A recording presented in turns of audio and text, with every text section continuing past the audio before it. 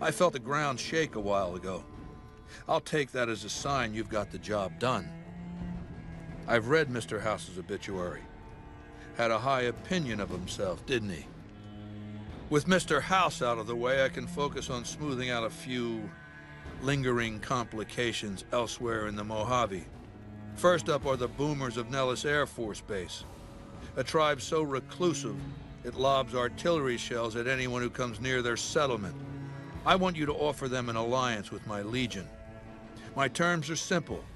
Target their guns against the NCR side of the dam when I assault it, and they can keep their freedom. If you find they aren't amenable to this offer, destroy them.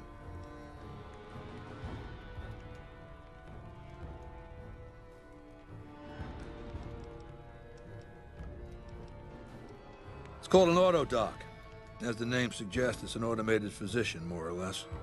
He can treat broken bones, cuts, punctures, scrapes. Sometimes I bestow its use upon someone I favor.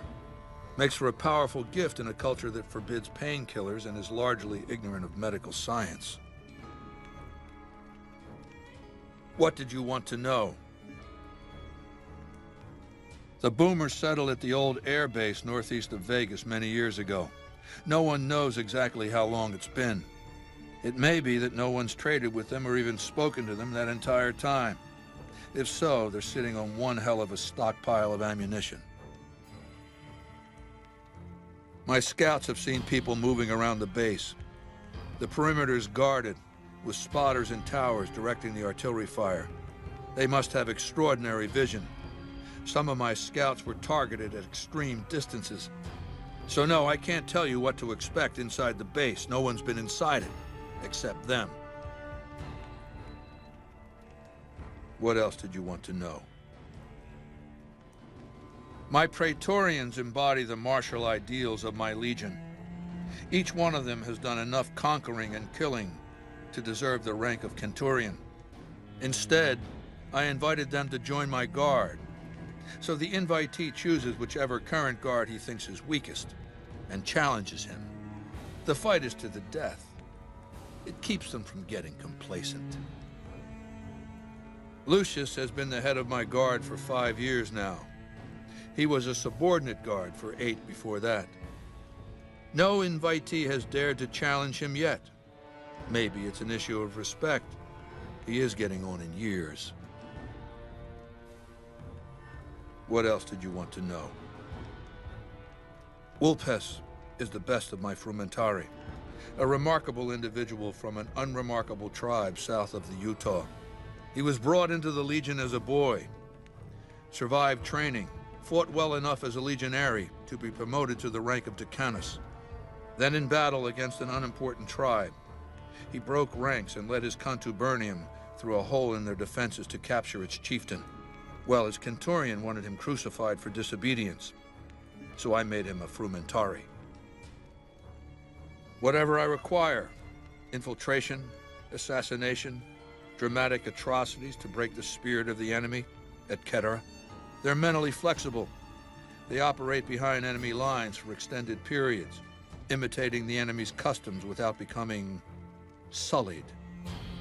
In all these things, Vulpes is a master. What else did you want to know? Linnaeus is the greatest of my battlefield commanders. Some might call him a great man, but I'm not sure he qualifies. Once, he was the greatest warrior of the Hydebarks, a tribe of the Arizona. Maniacal in battle. Sometimes he'd ambush Legion patrols by himself. When after several months we found and surrounded the Hydebarks camp, their chieftain raised a banner of surrender. The warrior, who was not yet Linnaeus, went insane with rage. He struck down his chieftain and attacked his own tribe. He killed 15 before they brought him down. He didn't die, obviously. I had him tended to. He was maimed, most of his face torn off. It was days before he regained consciousness. When he did, I went to his bedside and showed him the helmet I'd had forged to cover his face. I said he could have it if he'd fight for me. He accepted, on condition that he be allowed to kill the surviving males of his tribe.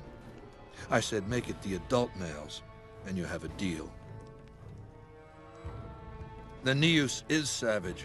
Savagely loyal, too, but only to me. He has no love for my legion. But this has its uses. He has no attachment to his men, no compunction about battlefield losses. All he cares about is destroying the enemy. When another legatus or a centurion fails to achieve results, I send Linnaeus to make things right. His first step is to beat the failed commander to death in front of his assembled troops. Then he orders the ritual of decimatio. It means decimation, but in ancient Rome the word had a very specific meaning, a punishment for cowardice. The legionaries are lined up in ranks. Every 10th man steps forward and is beaten to death by his brothers. It instills a certain robust obedience. Yes, this time my legionaries will be more frightened of the commander behind them than the enemy before them. There will be no failure this time, no retreat, no years of gathering slaves and resources for another assault. With Linnaeus to drive the legion forward, the dam will be taken. It will be our bridgehead across the Colorado. It's not going to happen again, that's all I have to say about it. And I've heard it's a bad idea to tempt the wrath of Caesar. Change the subject. What else did you want to know? Do you want my opinion as a former citizen or future conqueror? Actually, my opinion's the same either way. As a young man, I was taught to venerate President Tandy of Shady Sands, the founding mother of the new California Republic. Did you know her presidency lasted 52 years? And that her father, Aradesh, was the Republic's first president? Does that sound like a democracy to you? Or a hereditary dictatorship? Because the council didn't dare oppose her. She was too popular. She had the people's love. So things ran smoothly, more or less. And as soon as she was gone, as soon as there really could be democracy, what happened then? Ever since losing its queen, the NCR has been weaker, more diffuse. Democracy has been its weakness, not its strength. Greed runs rampant. The government is corrupt, accepting bribes from Brahmin barons and landowners to the detriment of citizens. The NCR is a loose conglomerate of individuals looking out for themselves. It's lost virtue. No one cares about the collective, the greater good. It's not built to last. I'm just hastening the inevitable. Of course, the most powerful my legion has faced. Also the first to which I am ideologically opposed. Until now, every tribe I've conquered has been so backwards and stunted, enslavement has been a gift bestowed upon them. My conquest of the Mojave will be a glorious triumph, marking the transition of the Legion from a basically nomadic tribe to a genuine empire. Just as my namesake campaigned in Gaul before he crossed the Rubicon, so have I campaigned and will cross the Colorado. What else did you want to know? I know he's dead. I know he's no longer a factor. That's all I need to know. Losers don't matter in the history books. He's a fucking footnote. What else did you want to know? I've analyzed the region's tribe to determine how they might be useful. I may tell you more at a later time, if it suits me. What else did you want to know? Ironically, I was born a profligate myself, a citizen of the NCR. My family lived not far from the Great Boneyard. After raiders killed my father, my mother sought the followers' protection. I was 2 years old. She found work at their library, cooking and cleaning. I learned how to read, and soon I was taking courses, free of charge. Oh yes, raised in that tradition.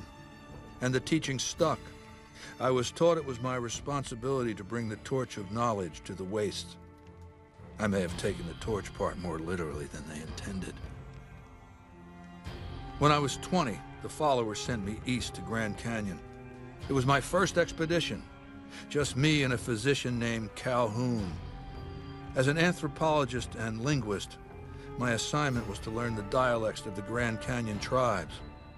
What a fucking waste of time. If you think it's worthwhile to make smart people learn how to talk like backward savages, you're a follower of the apocalypse, or an idiot. Anyway, we met up with a Mormon missionary who already knew a bunch of dialects, Joshua Graham. He was supposed to teach me, but before that went too far, the Blackfoot tribe captured us to hold us for ransom. They were a backward bunch, but the real problem was they didn't know how to fight. The Blackfoot were at war with 7 other tribes, each just as pissant as they were. But outnumbered like that, they weren't going to last long. It's one thing to be taken hostage, another to be lashed to a sinking ship. So over Calhoun's objections, I decided to take certain steps. I taught them how to use the guns they already had, how to strip and clean them, how to breathe when pulling a trigger, how to reload ammunition. They looked at me like I was some kind of a sorcerer. So I taught them how to make explosives and started drilling them on small unit tactics. If there's anything I learned as a follower of the apocalypse, it's that there's a lot of good information in old books. Divide et impera, divide and conquer. I led the Blackfoot against the Ridgers, their weakest enemy. When they refused to surrender, I ordered every man, woman, and child killed. When next we surrounded the Kaibabs, and they likewise refused, I took one of their envoys to the Ridgers' village and showed him the corpse piles. This was new for the tribes, you see. They played at war, raiding each other, a little rape and pillage here, a little ransoming there. I showed them total warfare. Like I said, there's a lot you can learn from old books. Kaibabs joined me, and the Fredonians after that. All the pissant tribes with names that should be forgotten. I knew from the start I'd need to eradicate this plague of tribal identities, replacing them with a monolithic culture, a uniform identity. So that's what I did once my confederation of tribes was large enough. I crowned myself Caesar and created a single great tribe, my legion. I sent Calhoun, the follower captured with me, back west with a message that I should not be interfered with. Joshua Graham, the Mormon interpreter, stayed with me and served as my first legatus. That's right. Decades of warfare, absorbing lesser tribes, gathering power, forging the dross into a vast, razor-sharp scythe. My legion's expansion has never ceased. Much of the Utah and Colorado and all of Arizona and New Mexico are mine. We have cities of our own, but nothing compared to Vegas. Finally, my legion will have its Rome. What else did you want to know? I used Imperial Rome as the model for my legion precisely because it was so foreign, so alien. I'd seen what had become of the NCR's attempts to emulate the culture of pre-war America, the infighting, the corruption. Rome was a highly militarized autocracy that effectively integrated the foreign cultures it conquered. It dedicated its citizens to something higher than themselves, to the idea of Rome itself. In Rome, I found a template for a society equal to the challenges of the post-apocalyptic world, a society that could and would survive, a society that could prevent mankind from fracturing and destroying itself in this new world by establishing a new Pax Romana. It means a nationalist, imperialist, totalitarian, homogenous culture that obliterates the identity of every group it conquers. Long-term stability at all cost. The individual has no value beyond his utility to the state, whether as an instrument of war or production. No, I'll destroy it because it's inevitable that it be destroyed. It's Hegelian dialectics, not personal animosity. How do I put this basically enough? It's a philosophical theory, the kind you might encounter if you took time to read some books. The fundamental premise is to envision history as a sequence of dialectical conflicts. Each dialectic begins with a proposition, a thesis, which inherently contains or creates its opposite, an antithesis. Thesis and antithesis.